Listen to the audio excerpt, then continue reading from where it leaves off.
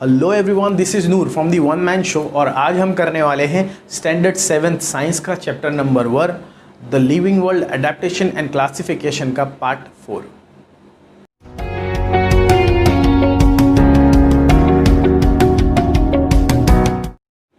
तो आइए दोस्तों शुरू करते हैं classification of animals and classification. हम लोगों ने अभी तक एडेप्टेशन ऑफ प्लांट किया था, आज हम शुरू करने वाले हैं एडेप्टेशन इन एनिमल्स के। एनिमल्स में किस तरह से एडेप्टेशन होते हैं। पिछले 3 पार्ट्स में हमने देखा कि लिविंग वर्ल्ड किस तरह से डिवाइडेड है एनिमल्स और प्लांट्स में, और हमने अब तक पढ़ा है कि प्लांट्स में कौन कौन से एडेप्टेशन होते हैं रीजन वाइज। आज हम करने वाले हैं कि प्लांट्स के अलावा एनिमल्स में कौन कौन से एडेप्टेशन होते हैं। तो एनिमल्स के एडेप्टेशन का मतलब क्या होता है, सबसे पहले तो हम वो पढ़ने वाले हैं। तो ये एज़ यूजुअल जैसे कि मैं बताता हूँ, ये मेरे जो आंसर्स हैं या मेरे जो डेफिनेशंस हैं, मेरे जो एक्सप्लेनेशन है, ये आपको बुक में नहीं मिलने वाले, ये मेरे खुद के है या कहीं से रिफ़र किए हुए हैं। तो ये ज़्यादा इजी है, एज लैंग्वेज प्रीफरेबल है, तो ये फटाफट आपको याद भी हो जाएंगे और समझ में भी आएंगे। और अगर आप ये लिखते हैं तो आपको मार्क्स भी फुल मिलेंगे, गारंटीड। तो आइए शुरू करते हैं। What is adaptation of animals. Animals का एडेप्टेशन का मतलब क्या होता है।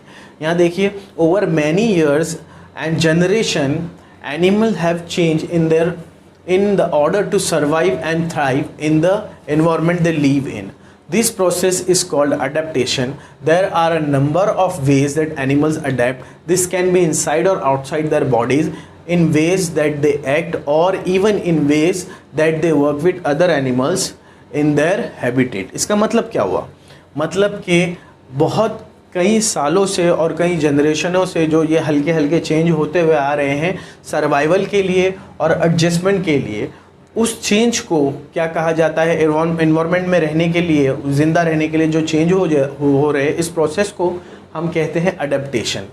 बहुत से अलग अलग एडेप्टेशन होते हैं, इन्वायरमेंट के हिसाब से होते हैं, इनसाइड द बॉडी होते हैं, आउटसाइड द बॉडी होते हैं, इंटरनल ऑर्गन्स में होते हैं या एक्सटर्नल पार्ट्स में होते हैं। वो सारे चेंजेस जो इन्वायरमेंट में मिक्सअप होने के लिए, डेवलप होने के लिए या एडजस्ट होने के लिए होते हैं, उन चेंजेस को हम अडेप्टेशन कहते हैं।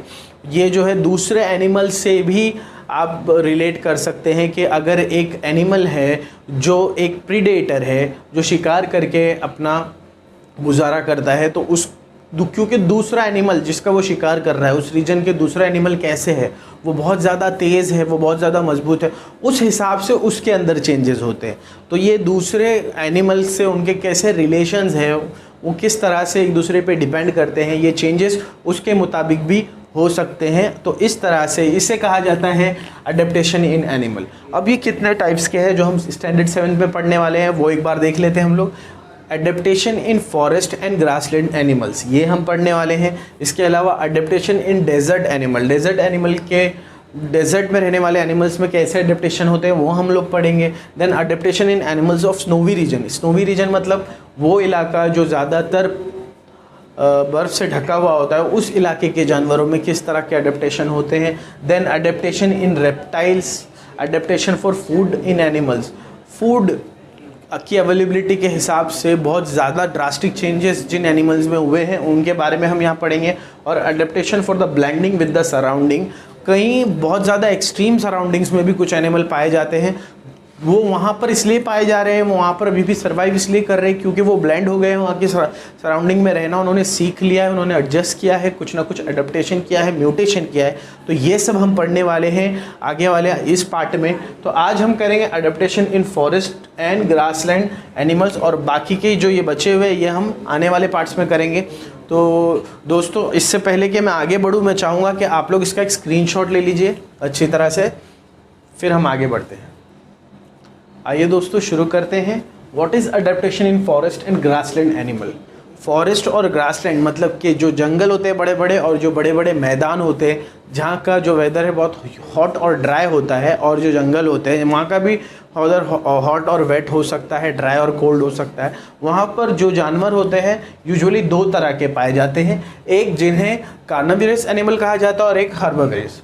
इन दोनों में क्या फ़र्क है, ये नॉन वेजिटेरियन होते हैं और ये वेजिटेरियन। इसका मतलब ये जो है ये अपना गुजारा दूसरे जानवरों को शिकार करके करते हैं, प्रीडेट करके करते हैं, और ये वाले जो है ये प्लांट्स और ट्रीज़ वगैरह से अपना गुजारा करते हैं।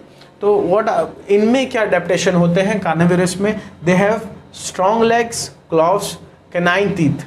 इनके जो लेग्स होते हैं बहुत स्ट्रांग होते हैं ताकि ये तेज़ भाग पाए, मजबूती से सामने वाले जानवरों को पकड़ पाए, इसलिए इनके पास क्लॉज होते हैं।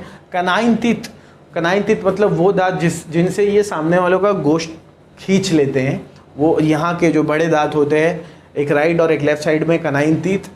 विच आर शार्प एंड पॉइंटेड, जो शार्प होते हैं, पॉइंटेड होते हैं, स्ट्रॉन्ग होते हैं। पैडेड पॉज मतलब इनके जो पॉज होते हैं, इनके जो निचला हिस्सा होता है इनके क्लॉस का, इनके पंजों का निचला हिस्सा वो गद्देदार होता है ताकि जब ये अपने प्रे को प्रिडेट करे, जब ये अपने शिकार का शिकार करना जाए तो उसे भनक भी ना पड़े कि कोई उनके पीछे आ रहा है।